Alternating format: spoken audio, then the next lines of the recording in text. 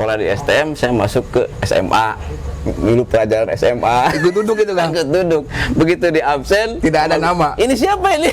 Ini murid baru. Bukan Pak, saya bukan murid baru. Saya bukan murid di sana. Saya keluar. Nah, itu kan Kalau memang sudah terlanjur badeg, kalau memang sudah terlanjur bangor kasarnya, depan kita harus apa? Tahun berikutnya kita harus apa? Kita harus bertarget. Tapi jangan lupa subrek dulu. Dukung channel kami.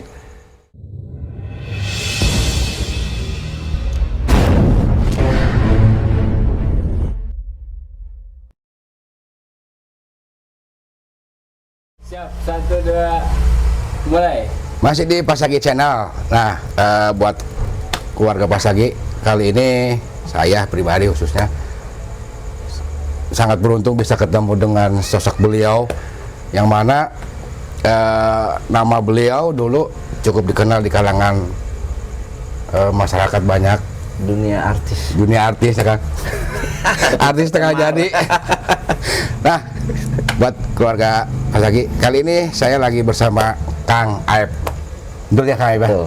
Kang Aep, di mana begitu dikenal dengan sepak terjangnya dulu, tapi beliau sekarang sudah berbeda dengan yang dulu ya Kang ya. Sudah astagfirullahaladzim. Nah Kang Aep, kalau nggak salah kan dulu terkenal dengan nama Aep Cry ya. Aep Cry. Nah, Aep Cry. Sejarahnya apa sih Kang? Kok kenapa tiba-tiba nih dari Aep ada Cry-nya gitu? Bisa bercerita nggak Kang? Itu ceritanya mungkin lucu tapi mengerikan Om. Lucu tapi mengerikan. Mengerikan. Seperti apa tuh yang namanya lucu tapi mengerikan? Itu kan dulu waktu SMP berarti ya, SMP tingkat ke STM berarti. Ya, dulu mah kan sempat ada, setiap ada anak baru Kompas. Ada peloncoan lah istilah dulu mah gitu kan. Itu saya sampai nangis Om.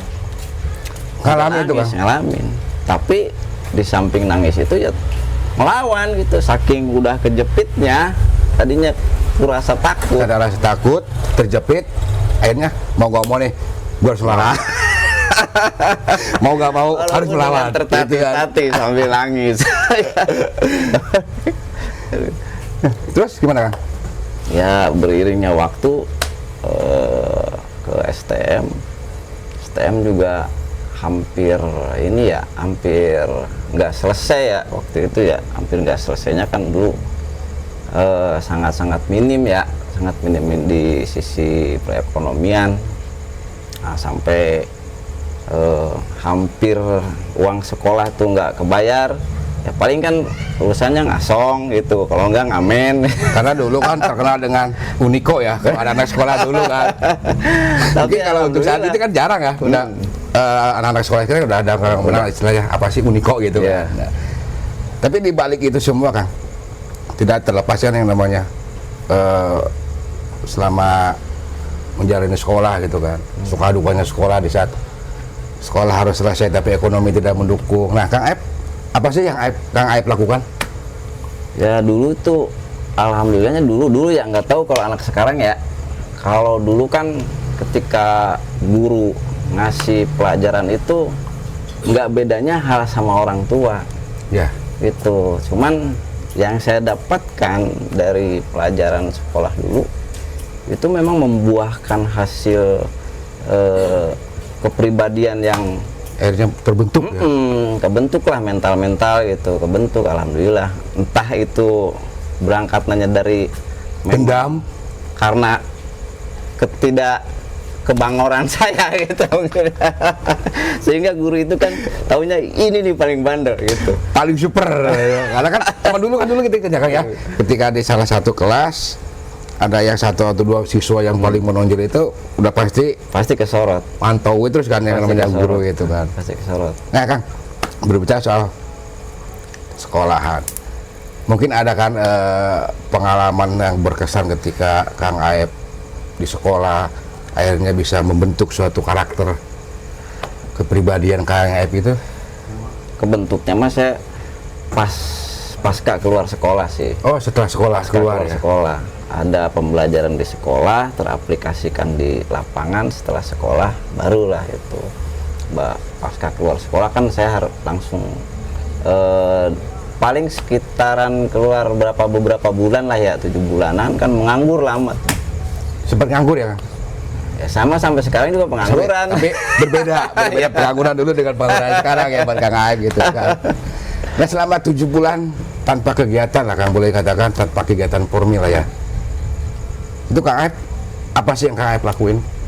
Saya berangkat keluar Sempat, kampung, oh sempat ya istilahnya sempat ngerantau gitu. sempat ke daerah Muara Baru waktu itu, Cilamaya di Jakarta ya, Priok Jakarta. ya, daerahnya itu. Sempat itu di situ berapa bulan ya, sampai kalau kata bahasa Sunda mah bebelangsakan gitu Pak. Merasakan ya. Mencari jati diri lah. Mencari jati diri gitu. Karena kan kalau saya dulu ya, kalau saya ngelamar ke perusahaan tuh sulit bagi Sulitnya saya mah, karena kan tubuh saya udah nggak nerima bergambar. Karena emang dulu kan mungkin sampai sekarang ya Kang ya, yang namanya salah satu syarat perusahaan itu badan harus bersih kan, sampai sekarang gitu kan. Tapi kan tidak menutup kemungkinan kita untuk mencari atau berkarya lah di bidang yang lain ya selain di perusahaan. Nah, selama di Muara Baru kan, selama 7 bulan di Muara Baru, ya kalau diceritain mah pahit Pak. gak apa-apa kan? Pahit. Ada kopi, Oh iya. pemanisnya, ada kopi. Tapi kok bisa kopi pahit ini? Nggak pakai gula, merasain dulu. Karena dulu pahit gitu kan. Bismillahirrahmanirrahim. Di Muara Baru mah saya sempat jualan air bersih itu yang pakai Pakai jerigen ya. jerigen gitu, jualan air bersih, terus ke kapal-kapal gitu ya, ke nelayan-nelayan. Nah, naik pangkat tuh pada waktu itu, jualan tukang nganter-nganter es balok buat masukin ke palka itu. Oh, yang buat ikan ya. Nah, buat ikan. Terus sampai tidurlah paling di musola atau di masjid gitu. Cuman yang ngerinya pas tidur di musola, pas tidur di mana ya waktu itu? Kalau nggak salah di pertokoan, tas, dompet, uang ya udah raib semua. Karena emang daerah Muara Baru gitu kan, dulu emang Hilang semua. Terus berjalannya waktu, ya terus kalau pulang ke kampung kan pikiran saya malu karena belum kerja. kapan belum berhasil lah ya buat yang lain gitu kan. berhasil. Akhirnya terus aja lah, proses nggak apa-apa gitu. Kalau saya masih muda, berjalan aja terus. Ada kesempatan saya naik kapal waktu itu, kapal nelayan, kerja di Tuna.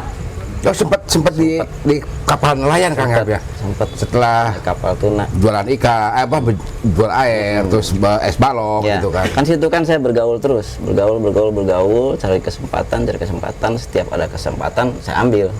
Tidak melepaskan kesempatan. Itu mau pahit, mau manis saya ambil aja. Ya, Gitu. karena kan proses itu ya kan. Karena kan proses yang harus kita lalui itu pasti akan membuahkan hasil gitu kan.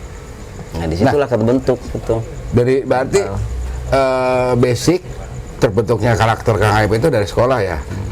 Cuman lebih kokoh lagi dengan kepribadian, dengan karakter Kang Aib ketika Kang Aib berada di lapangan. Iya, Karena emang lapangan suatu guru yang benar-benar mendidik kita buat ya antara fight atau mundur gitu kan, rata-rata kan gitu Kang ya. Nah Kang, berbicara soal tadi kan dari sekolah terus sempat hijrah itu kan, pengalaman hidup Kang Aib seperti apa sih Kang? Ya kalau berpikir ke positif saya mah berarti sekitar sejak mau menikah. Nah sebelum menikah itu saya berpikir saya harus menikah, insya Allah 1 kali. Tapi Gitu itu ketika masih di Muara Baru? Udah pulang ke Cikampek. Pulang ke Cikampek.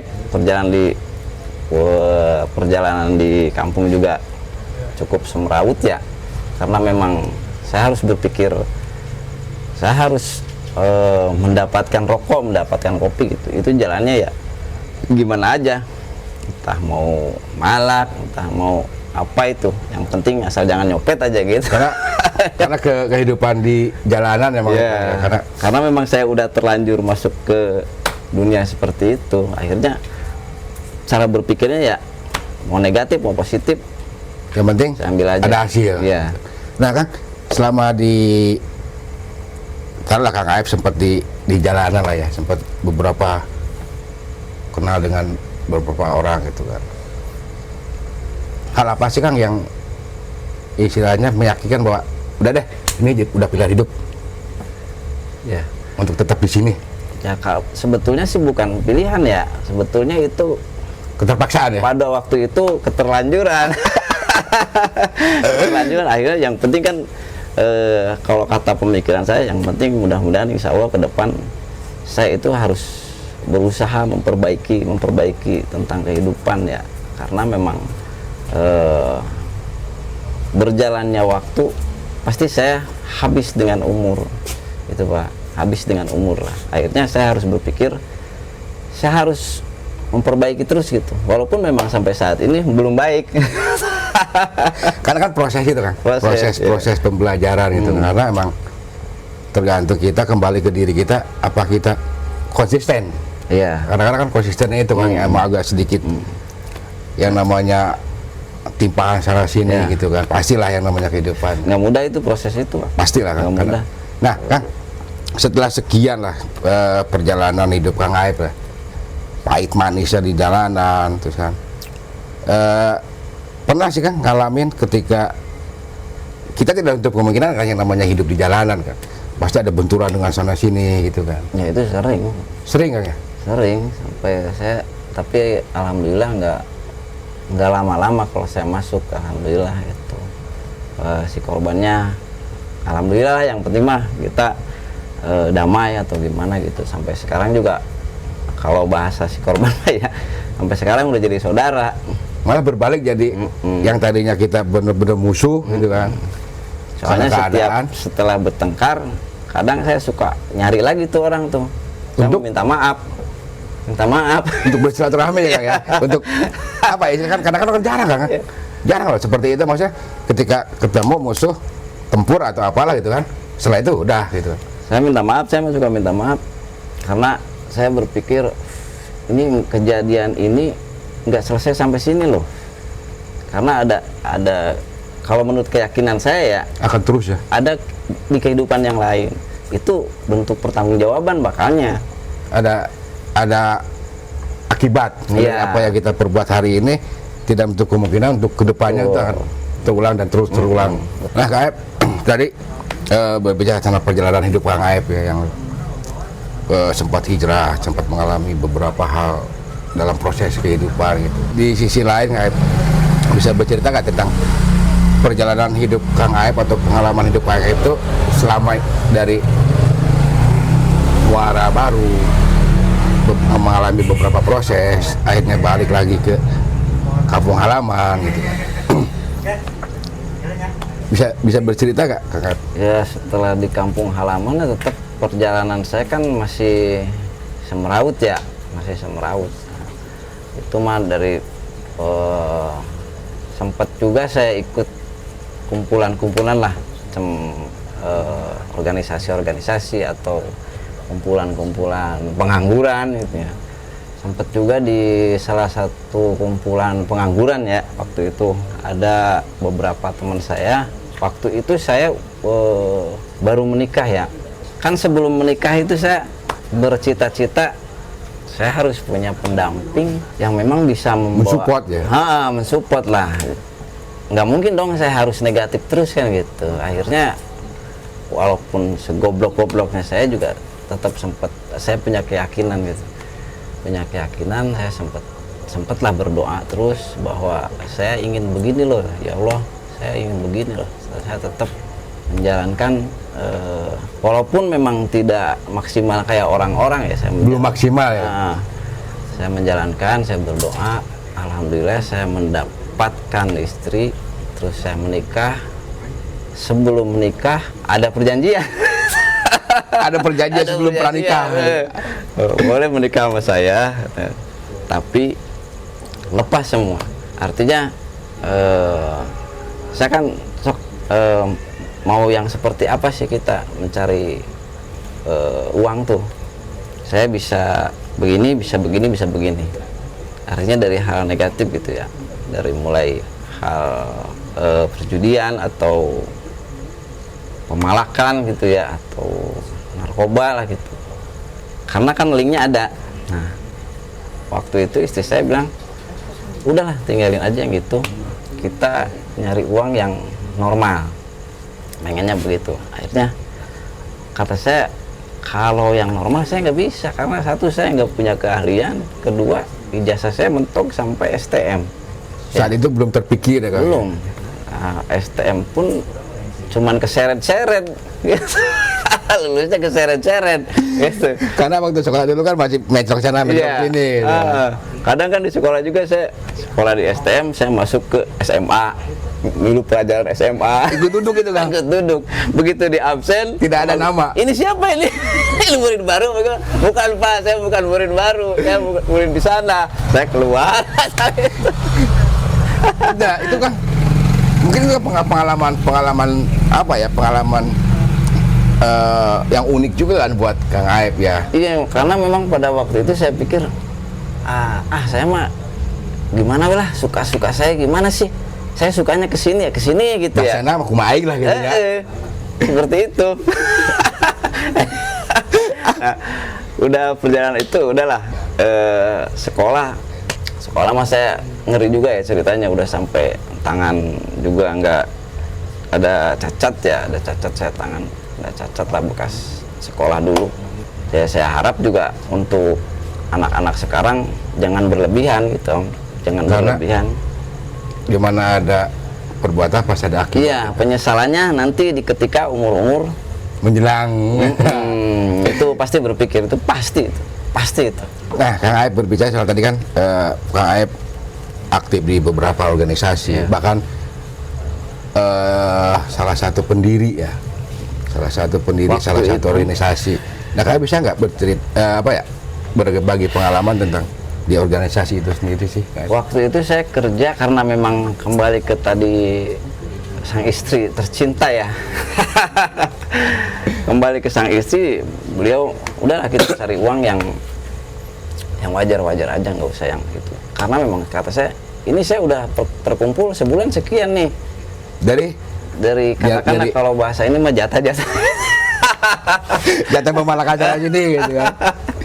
Udah terkumpul sekian per bulan nih, udah cukup lah gitu buat berumah tangga, saya pikir begitu. Tapi cara berpikir istri saya nggak begitu, udahlah ditinggalin aja. Tetap kalau istri bersikukuh untuk meninggalkan. Iya, kata saya kalau ditinggalin, kalau menurut saya sayang, kalau menurut dia enggak, ya udah berarti konsekuensinya begini, kita akan merangkak gitu.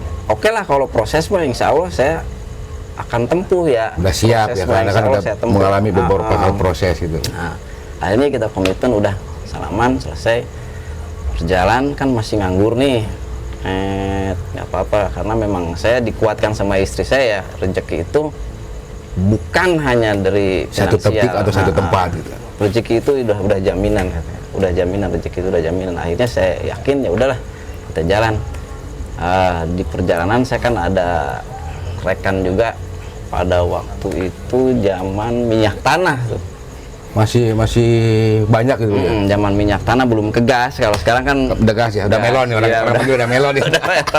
Waktu itu saya ikut kuli di pedagang gas, pedagang minyak tanah. Saya berarti ngeleterin minyak tanah tuh waktu itu. Ngeleterin minyak tanah. Melayani konsumen waktu ya. Melayani konsumen terus lah. Cuman berjalannya waktu, karena memang katakanlah bos saya mungkin melihat saya kasihan atau apa, akhirnya diperkenalkan dengan sahabat-sahabat beliau yang notabene di atas lah ya. Akhirnya saya diperkenalkan, kata beliau, Ji, ini nih saya punya temen nih, saya nganggur aja nih, padahal udah kerja sama dia tuh.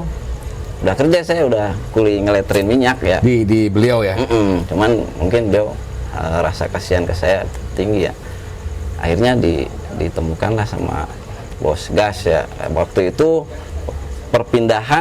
detik-detik perpindahan minyak tanah ke gas. Akhirnya saya ikut tuh. Nah, Ji udah Ji kerjain aja Ji. Ya udah saya kerja apa apa aja Pak Ji, saya tuh gitu ya, apa aja lah. Belum dikasih ke gas tuh waktu itu, belum dikasih ke gas. Saya ditugasin di bengkel ada sahabatnya, dia punya bengkel, saya kerja di situ. Kerjanya saya itu nyabutin rumput gitu ya, kan ada taman tuh, bosnya punya bonsai adenium model kayak gitu. Di bos yang baru, Kak Aib ya? Jadi saya punya kerjaan dua, berarti di minyak satu, minyak kan 2 hari sekali, sisanya ke bengkel. Berarti di sela-sela tidak ada minyak, Kang Aib di tempat lain gitu. Nah di bengkel tuh kan saya kerja nyabutin rumput atau menjaga tanaman lah ya biar bagus. Nah itu juga ada keunikannya begini, identik di pertokoan atau di bengkel lah ya, itu kan kadang suka ada preman malakin atau minta jatah gitu. Saat sempat ada datang, saya nongol lagi, ngapain lu kerja, kata saya. Kerja apa lu? Nyabutin jukut, kata gue. Mungkin temen kaget ya, lihat Kang Aib gitu kan. Wah, lu maunya begitu, lu kan udah punya jatah di anu, udah gua tinggalin gitu katanya. Nah, lu kesini mau ngapain?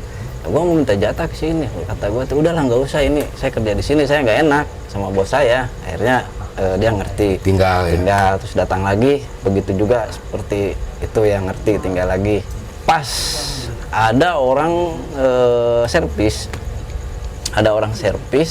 mungkin komplain orang, dia punya pengaruh lah di wilayah tersebut, punya pengaruh sampai marah besar. Waktu itu kan saya di belakang ya, di taman bengkel gitu. Di taman saya lagi ngurusin adenium. Ini orang teriak-teriak apa gitu, sampai kayak yang marah-marah. Pas saya mau nyamperin, kata bos saya, jangan ini orang punya pengaruh besar. Kalau menurut bos saya, kamu mah udahlah bukan kelasnya gitu. Kata saya tuh, bos, kalau saya pribadi setiap saya bekerja ada apa-apa dengan bos saya siap, resiko apapun saya siap, kata saya. Karena rasa tanggung jawab Kang Aib ya. Karena bos saya udah khawatir juga ngelihat orang tersebut gitu. Pas saya intip, saya lihat, ini mah saya kenal. Ternyata kenal juga ini. Saya kenal gitu kan. Wah, ini saya kenal. Bos, udah bos, saya maju. Jangan, jangan. Udah bos, saya maju, nggak apa-apa. Kalau bos ada apa-apa, saya siap. Itu akhirnya saya maju, bos saya di belakang ya. Pada saat itu Kang Aib udah berani ambil resiko lah ya. Kata saya teh, mau ngapain Mang? Weh, sia di dia, gitu. Kalau bahasa Sunda ya, sia di dia. Kenal sia di? Saya kerja Mang. Kerja naon sih dia gitu ya. Saya kerjanya nyabutin rumput di taman. Anjing, malah besar kan. Udah Mang lah, jangan marah-marah. Ini saya udah kerja di sini loh. Kalau Amang marah-marah ke sini, terus bos saya ada apa-apa, saya siap ambil resiko Mang. Pada saat itu ya.